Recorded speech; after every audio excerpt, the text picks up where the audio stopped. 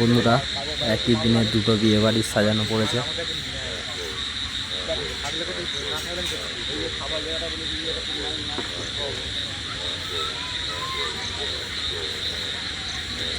রাইসের কাজ হয়েছে, লাইট,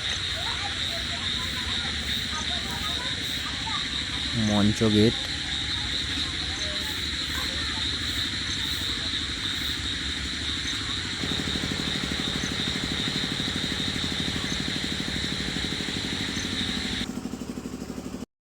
একটা মঞ্চ ও ছাদনা তোলা আছে, একটা একটা বড় আসন।